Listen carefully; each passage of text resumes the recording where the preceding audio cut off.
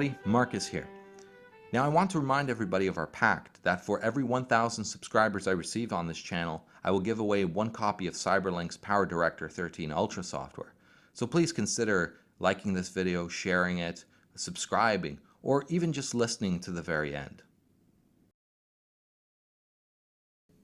As this channel has grown throughout the months, I've come to see an expanding rift as to the level of grounding and philosophical concepts that you, my listeners, approach the material with. Now, I suspect that most who find this channel had little exposure to reading philosophical texts, and fewer still who have engaged in a systematic and committed process to understanding philosophy. Now, I don't want this to be a problem. I was once in this very same position, and in my own way, I kind of still am. So in this video, I hope to bridge some of this rift. Now, the philosophical tradition is also known as the long debate. And like with all traditions, there's a need to ramp up on the basics in order to be able to participate with, any level of understanding. In ancient Greece, for example, when the first philosophical schools were opened, schools like Plato's Academy or Aristotle's Lyceum, there was a set curriculum for bringing a neophyte into the long debate. First, method was taught, and then ethics. And while learning these things, students would ask questions, and many side issues would be addressed at the point at which these questions were raised. But method was first, as it set the stage for everything that would follow.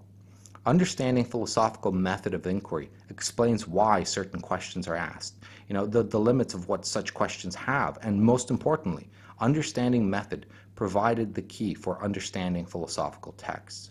So understanding method will also go a long way to helping you understand why, philosophers sound so strange. But building up a philosophical toolbox of ideas takes a long time. This experience is actually quite beautifully analogized in a passage by Pierre Hadot. Imagine you are looking at a curious painting. One sees at first sight a landscape that seems to be composed normally. One thinks that if there is, in such and such a place in the picture, a house or a tree, it depends solely on the imagination of the artist. But if one looks at the whole painting from a certain angle, the landscape transforms itself into a hidden figure, a face, or a human body. And one understands then that the house or the tree was not there out of pure fancy, but was necessary because it made up part of the hidden figure. When one discovers the structure or the fundamental form of a text, one has an analogous experience.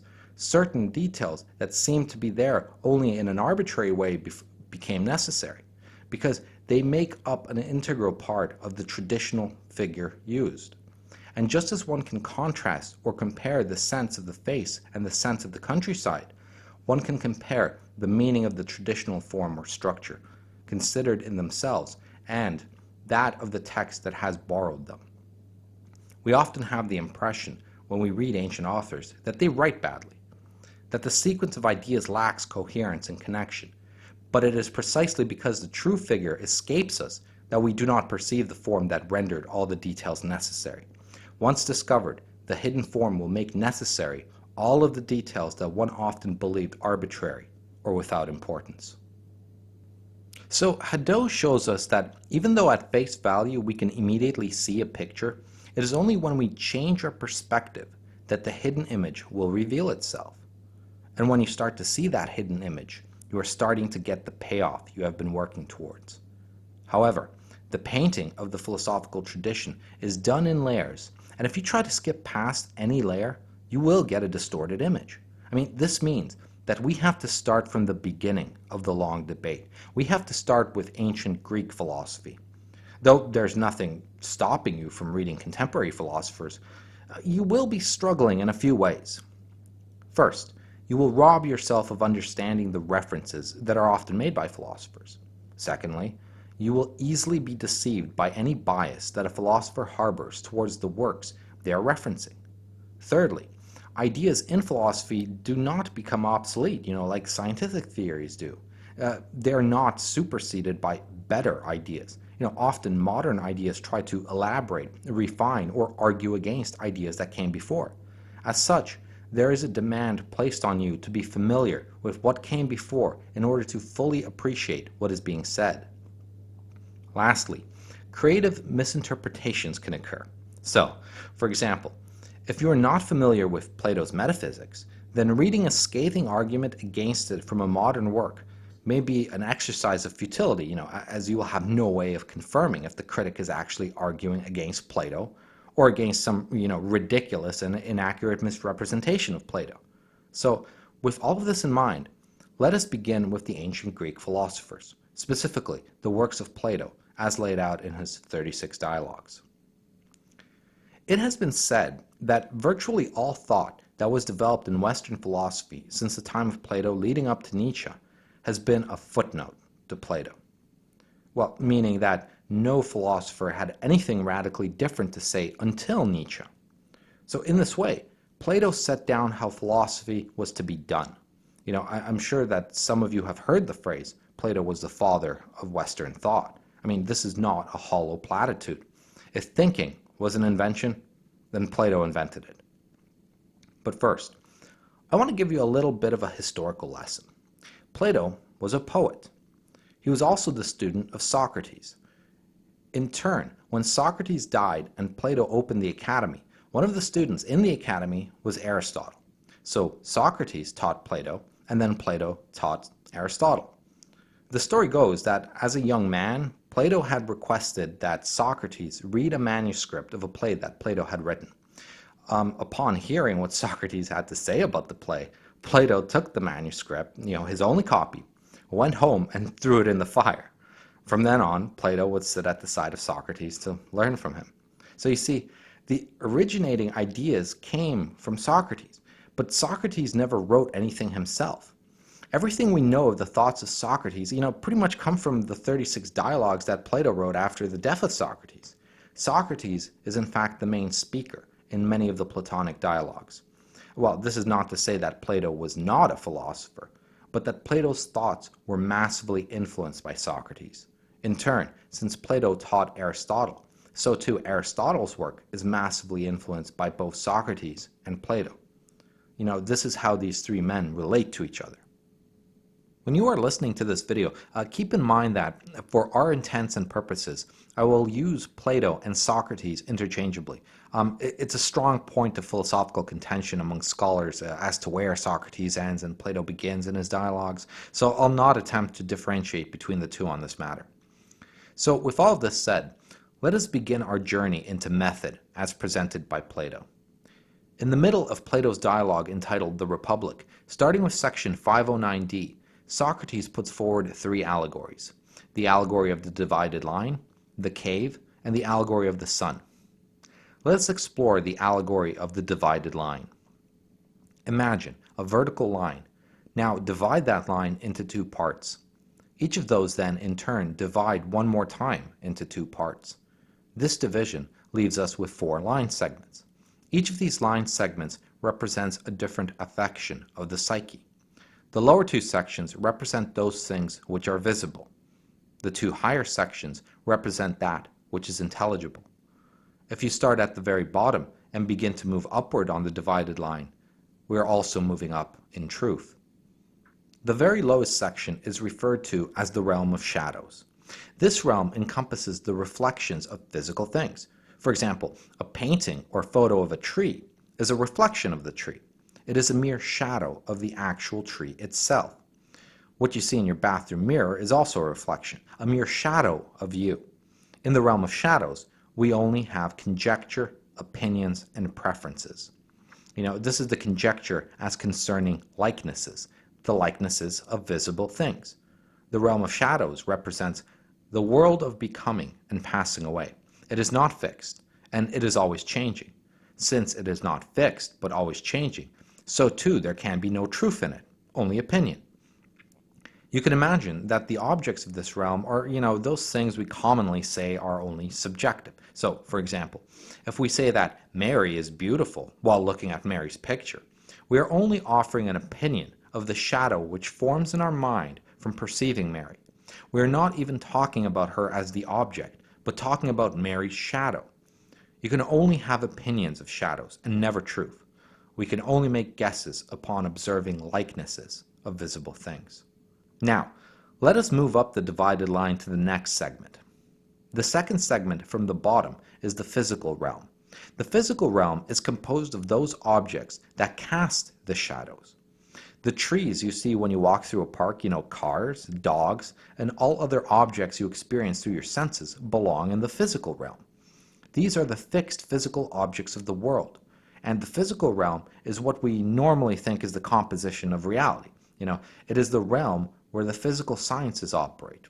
The physical realm, however, is also only full of opinion. But, unlike the realm of shadows, which are just conjectures concerning likenesses, the physical realm is beliefs concerning visible things. We make probable predictions upon observing visible things. But let me try and clarify a little. When you see a picture of a woman in a beauty magazine, you are certain that the picture was photoshopped. What you can say about the beauty of a woman's picture in a beauty magazine can only be conjecture, because the picture is so distorted, you actually have no idea what she looks like. However, when you see the same woman walking around with no makeup on, there's much more truth in what you see. But even here, your comments as to her beauty are still merely opinion. You may form a belief that she is beautiful if you see her walking on the streets, but you will only conjecture that she is beautiful if you see her Photoshop picture in a magazine. However, in both cases, you only have an opinion. Now, let us move up the divided line again. Now, we are moving out of the physical realm and into the hypothetical realm. Also, we have now passed out of the visible and into the intelligible. So, in the hypothetical realm, we start to deal with things like mathematics. So mathematical objects such as triangles and numbers do not actually exist in the visible realms. It's important not to confuse, however, a drawing of a triangle with triangles themselves. So a triangle in itself is a set of relationships, and though it can be made visible in a drawing, the drawing is only an approximation of those relationships. But there is also another big difference. You see, triangles are eternal and unchanging, while your drawing of a triangle, even if it were perfect, can be smeared, erased, or distorted in other ways.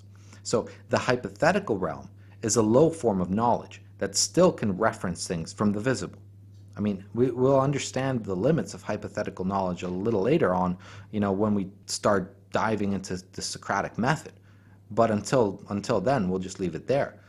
There's an excellent example in one of my videos of me operating within the hypothetical realm. In my video on friendship, there's an argument I put forward at the very end, and let me read it out to you.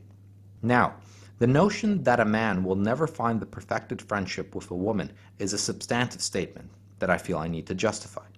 You see, we need to go back to Aristotle's statement describing what the perfected friendship is.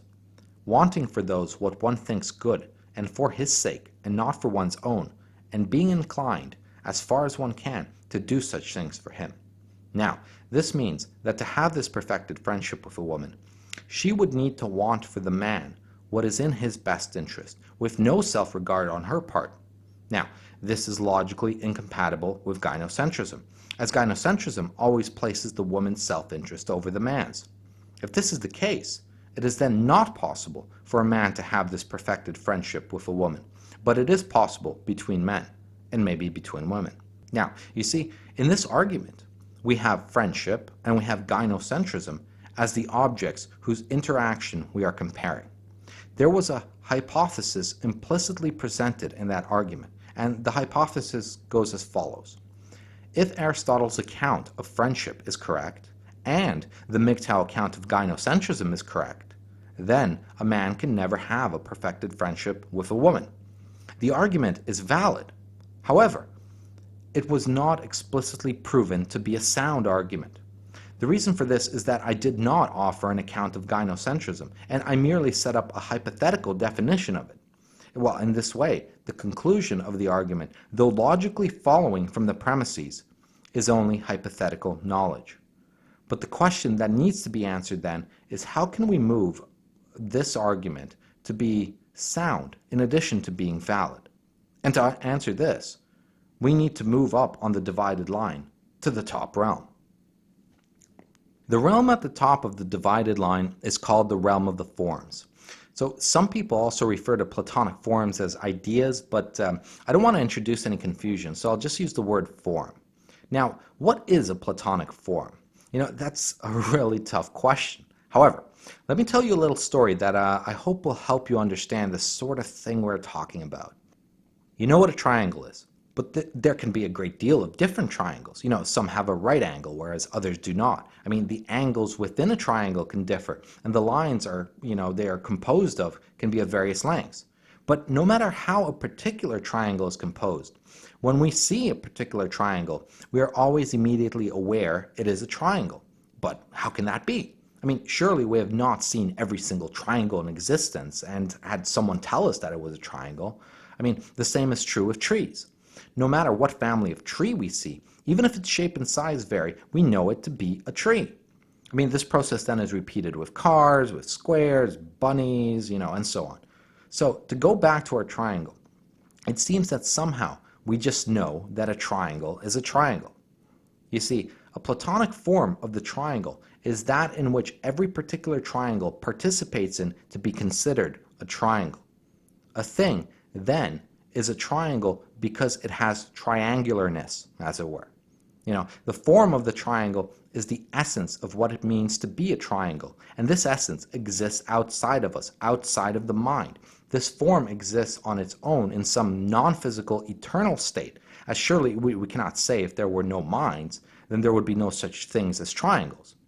So the form of the triangle is universal, and its account needs to take into consideration the plurality of the different particular triangles, but also retain its unity as a single account. So think of it this way. Remember the expression of something being more than the sum of its parts? Well, the parts are necessary as to that thing being what it is, but the parts alone are not a sufficient account of the thing. The parts of a thing, like the parts of the human body, are necessary to what a human is, but is not sufficient in accounting for what a human is. Your account of a human must both include the parts, meaning the plurality, and it also must include that part of the human which we say is more than the sum of those parts, which is the unity. So, the realm of the forms is the top of the divided line. But perhaps now we should look at the divided line as a whole and see what else is hidden in this allegory. Remember when we said that the realm of shadows contains objects which are reflections of the objects in the physical realm? Like the photo of a tree is only a reflection of a physical tree? Well, we can't say we can learn much of anything, about trees by trying to study photos of trees. We would need to study the physical tree instead, would we not? I mean, keep this in mind for what I am about to say. Plato argues that the visible, meaning the two lower parts of the divided line, are actually a reflection of the intelligible, the two upper parts of the divided line. So more concisely, that what we see around us in the physical world are merely reflections of the forms they participate in. But we just said a second ago that we cannot get much out of studying reflections, do we not? Well, do you see now why Plato considers the natural sciences to be mere opinion? If a physical tree is only a shadow of the form of the tree, then studying the physical tree as we do in the natural sciences, as opposed to the form of the tree, is analogous to studying a photo of a tree as opposed to the physical tree. So tell me, how much would we know about the reality of a tree if we studied only pictures of them? Well, very little. So we move up the divided line and study the physical tree because it is more real than the picture of a tree.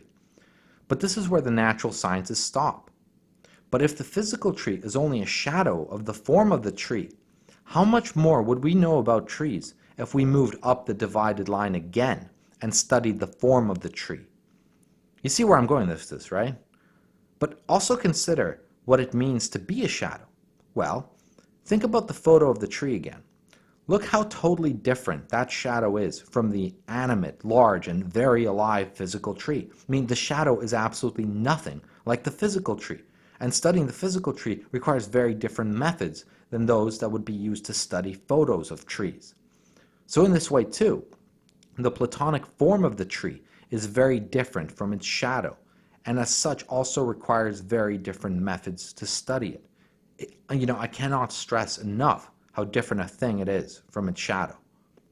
So, if we start at the bottom of the divided line again and talk about the methods we use to produce this sort of knowledge in each realm, it will go something as follows.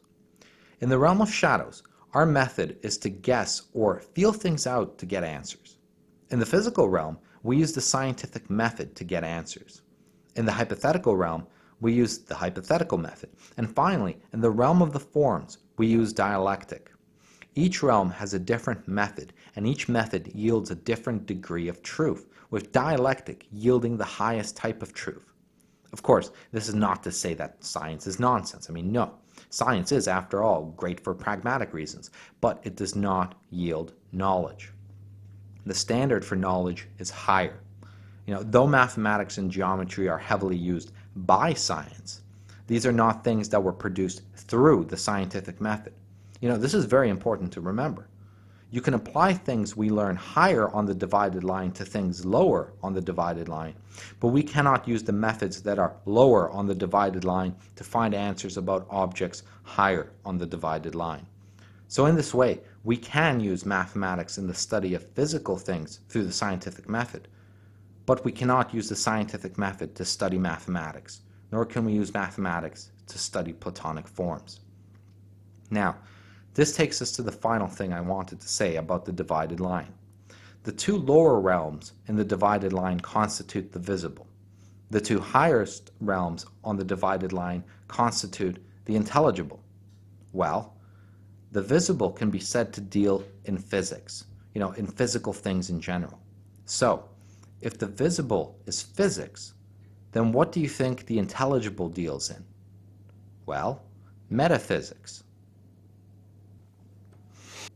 So now I hope you understand a little bit better what sort of objects and methods are used when talking about metaphysics as opposed to physics. You see, this channel, Groundwork for the Metaphysics of MGTOW, is about dealing with the intelligible objects in MGTOW. When we talk of gynocentrism, I am interested in the form of gynocentrism. When we talk of hypergamy, I am interested in the form of hypergamy. There are many content producers that deal in the physical realm on MGTOW subjects, but not really any, to my knowledge, who work higher on the divided line. Now, I don't want this to come across, as demeaning. I love Nietzsche's work as well as Plato's, and Nietzsche completely rejects both the hypothetical realm and the realm of the form. Like I said in part 1 of my nihilism videos, he considered these two realms to be the otherworldly and outright nonsense. Whether this is true or not is something each of you will need to figure out for yourself. However, having spent years with both Plato and Nietzsche, I can outright reject metaphysics based on Nietzsche's arguments. I deem them just unsatisfactory. Now, earlier in this video, I said that Plato gave 3 allegories in the middle of his dialogue entitled The Republic. The first was that of the divided line, which I just went through. The second is the famous allegory of the cave, and the last one is the allegory of the sun. Now, the allegory of the cave is very closely related to the divided line. In my video Genesis of a MGTOW, I read out loud the entire allegory straight from the Cooper translation of Plato. If you have not read this story before or you don't remember it very well, I strongly encourage you to load up that video and listen to it. The allegory is presented in the first few minutes of that video. So if you are not familiar with it, please pause this video and go listen to it now. The allegory of the cave tells the story of the experience of someone who starts at the bottom of the divided line and moves their way up to the top of the divided line. It describes the existential experience of this journey and also the reactions of others to a man who has taken this journey. So Plato describes prisoners in a cave, shackled down and forced to stare at a wall on which they see only shadows. These prisoners represent the majority of all people. These are individuals who deal mostly in the realm of shadows. They trade opinions as facts and believe these opinions to be real. But then one of these prisoners is freed somehow. He stands up, turns his head, and sees a fire behind him.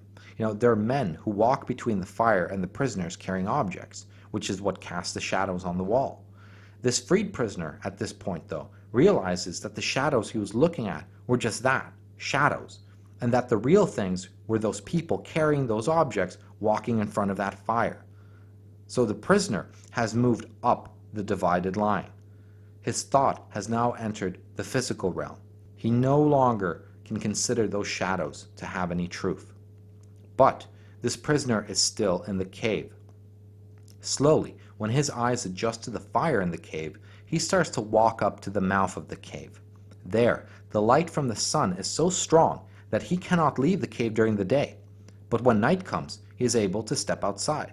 And when he does this, he sees that the world is so much bigger and brighter than the inside of that cave. He has moved up the divided line once again and entered the hypothetical realm. You see, the cave and its content are symbolic of the visible. The mouth of the cave is crossing over from the visible into the intelligible. You see, when the man stepped out of the cave at night, he crossed over that boundary in his perception of reality. But as his eyes adjust to the brightness of the moon at night, he's finally able to stand being outside the cave during the day. This last transition is the prisoner moving up the divided line from the hypothetical realm to the realm of the forms. So finally, here we see everything as it truly is, fully illuminated by the sun. Now, the allegory of the sun was the last of the three allegories, and I'm going to only quickly talk about this because it's immensely complex and not overly important to the theme of this video. You see, the sun illuminates those things outside the cave.